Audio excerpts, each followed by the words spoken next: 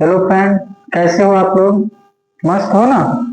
आप लोगों का अपराजिता नर्सरी टीचर्स ट्रेनिंग में स्वागत है।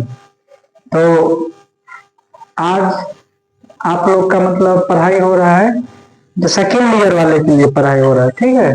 सेकेंड ईयर में पेपर वन का भी चल रहा है, पेपर वन का भी दूसरा क्वेश्चन चल रहा है। वही दूसरा क्वेश्चन में पढ़ेंगे। मतलब क्या है क्वेश्चन, क्या है? निम्नलिखित पर, यानी निम्नलिखित पर संक्षिप्त टिप्पणी लिखिए, ठीक है। तो संक्षिप्त टिप्पणी मतलब क्या, उसके बारे में संक्षिप्त लिखे, यानी छोटा लिखिए। विस्तृत नहीं बता रहे, क्या बता रहा है? संक्षिप्त बता रहा है। तो पहला क्या है, शिक्षा मनोविज्ञान का उद्देश्य। शिक्षा जो मनोविज्ञान है उसका उद्देश्य क्या है, यानी उसका पर्पस क्या है। एक क्वेश्चन ये पूछ रहा है। दूसरा क्वेश्चन क्या पूछ रहा है, मनोविज्ञान तथा शिक्षा मनोविज्ञान में समानता, यानी इस दोनों में समानता बताना है। और तीसरा क्या पूछ रहा है, मनोविज्ञान तथा शिक्षा मनोविज्ञान में अंतर, ये दोनों में अंतर। बस दो ही बारे में हमको पढ़ना है इसमें, मनोविज्ञान के बारे में पढ़ना और शिक्षा मनोविज्ञान के बारे में पढ़ना है, ठीक है। उस दोनों में अंतर बताना है, उस दोनों में समानता बताना है और शिक्षा मनोविज्ञान का उद्देश्य बताना है। बस इस तीन क्वेश्चन के बारे में जानेंगे। तो पहला क्या है, शिक्षा मनोविज्ञान का उद्देश्य क्या है? पहला है शिक्षा मनोविज्ञान का उद्देश्य, इनका उद्देश्य क्या है? अब देखिए, मनोविज्ञान तो हम लोग समझ गए थे कि जो मतलब मन विचार भावों के बारे में जो जानने के लिए कोशिश करते हैं। लेकिन इसमें क्या है, इसमें शिक्षा से जुड़ा हुआ रहेगा, ठीक है। बच्चा तो पढ़े लिखेगा लेकिन शिक्षा के बारे में इसमें रहता है। जैसे देखिए, पहला क्या है, छात्रों की योग्यताओं, क्षमताओं तथा सामर्थ्य का ज्ञान प्राप्त करना। बहुत सारे ऐसे बच्चे हैं उनको नहीं पता रहता है कि मेरे अंदर में क्या क्या क्वालिटी है, मेरे अंदर में क्या क्षमता है, क्या मतलब कैपेसिटी है, ये तो उनको नहीं पता रहता। तो उनको जैसे कि खेल के माध्यम से, पढ़ाई के माध्यम से उनको बताना पड़ता है कि देखो बाबू, तुम्हारे अंदर में ये योग्यता है, तुम इस लायक हो, ठीक है, तुम इस फील्ड में तुम अच्छे कर सकते हो। उसके बाद क्या होता है, बाबू तुम्हारा क्षमता ये है, उसके बाद फिर तुम इसमें सामर्थ्य हो। तो यानी बच्चों को हमको बताना पड़ता है। उसके अगला पॉइंट क्या है, छात्रों की रुचियों का ज्ञान प्राप्त कराना। अब बहुत छात्रों को पता नहीं रहता है कि यानी मेरा इंटरेस्ट किस में है, ठीक है। तो उनको आप क्या कर सकते, आप शिक्षक के नाते आप उनको बता सकते हैं बाबू आपका रुचि इस, आप उसको ना, आप मतलब कोई मतलब एग्जाम ले लीजिए, कोई कंपटीशन करा लीजिए, तो उसमें वो बेहतर करेगा। जब भी बेहतर करेगा तो यानी बच्चा क्या उसमें इंटरेस्ट है, तो उसके माध्यम से आप बच्चे को बता सकता है बाबू आपका इसमें रुचि ज्यादा है तो आप इस फील्ड में जाइए। और क्या होता है, इस सब का शिक्षा से जुड़ा हुआ रहेगा। किस तरह है, शिक्षा, यानी इसमें कहीं ना कहीं एजुकेशन इसमें रहेगा। और अगला क्या पॉइंट है, बालकों की वृद्धि, विकास एवं उनके स्वभाव के बारे में ज्ञान प्राप्त करना। अब उनको ये बताएंगे, यानी ये सब कौन बताएंगे, ये सब शिक्षक बताएंगे। यानी शिक्षक की ये जिम्मेदारी होती है कि बालकों को आप ये सब मतलब शिक्षा मतलब दीजिए। तो उनको क्या मतलब, बालकों की वृद्धि, यानी उनको वृद्धि के मतलब कुछ ऐसा चीज सब बताएंगे, इस तरह से वृद्धि होता है। अगला क्या, विकास किस तरह से होगा और उनके स्वभाव के बारे में ज्ञान प्राप्त कराना है। ये हम लोगों का दायित्व होता है। अब क्या हुआ, अगला पॉइंट है, शिक्षक के छात्रों के व्यवहार से संबंधित विभिन्न पक्षों के बारे में अवगत कराना। उनको जो है ना, छात्र का जो व्यवहार जो है उनसे संबंधित विभिन्न मतलब विभिन्न जितना भी मतलब पक्ष है उनके बारे में उनको आप जानकारी दीजिए, यानी बच्चों को जानकारी दीजिए। विभिन्न मतलब क्या होगा, यहाँ पे क्या है, विभिन्न पक्षों, यानी विभिन्न पक्ष मतलब एक से अधिक पक्ष, उनके बारे में आपको आप बताइए।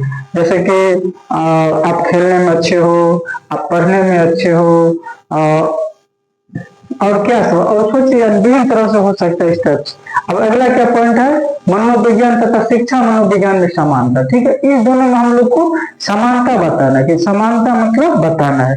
समानता में क्या है, दोनों की प्रकृति समान है। प्रकृति मतलब क्या, दोनों का नेचर, किस दोनों का नेचर, इसका मनोविज्ञान तथा शिक्षा मनोविज्ञान दोनों का दोनों जो करता है, दोनों का मतलब नेचर, प्रकृति, उद्देश्य समान रहता है, ठीक है। अगला क्या, दोनों ही व्यवहार का अध्ययन करता है। क्या करता है, दोनों ही व्यवहार का अध्ययन करता है।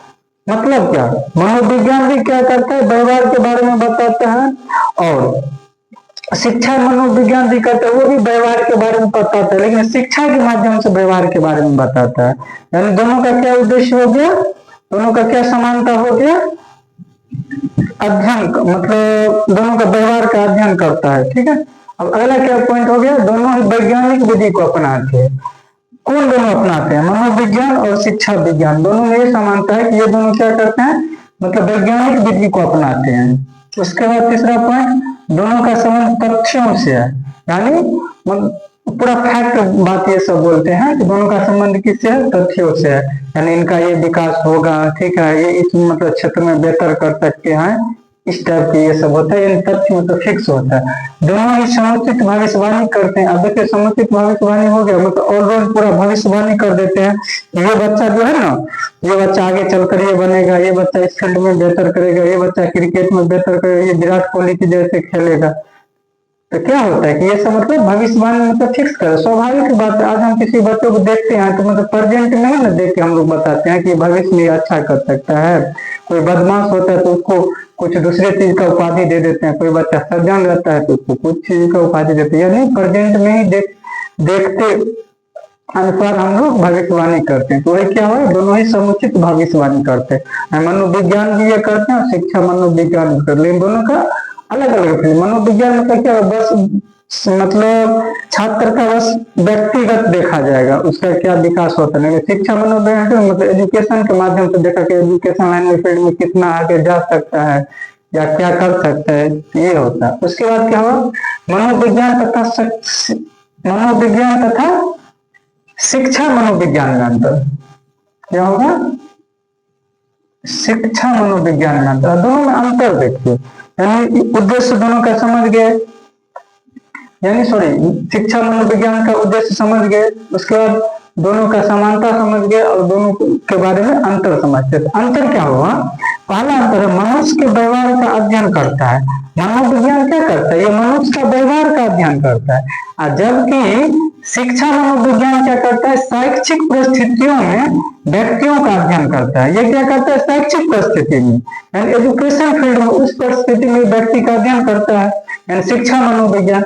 मनोविज्ञान क्या करता है, बस मनुष्य के व्यवहार के बारे में अध्ययन करते हैं। ये पहला पॉइंट होगा। दूसरा पॉइंट क्या हुआ, इसका क्षेत्र व्यापक होता है, यानी क्या, किसका क्षेत्र व्यापक, मनोविज्ञान का क्षेत्र क्या होता है, व्यापक होता है, यानी बहुत बड़ा, यानी विस्तृत मतलब क्षेत्र होता है इसका।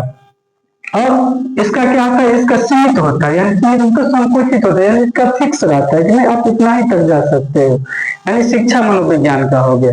उसके बाद क्या होता है, व्यक्ति के व्यवहार का भविष्यवाणी करता है। मनोविज्ञान क्या करता है, व्यक्ति का भविष्यवाणी करता है, जबकि शिक्षा मनोविज्ञान क्या करता है, शिक्षा संबंधित व्यवहार का अध्ययन करके शैक्षिक प्रक्रिया को सफल बनाना।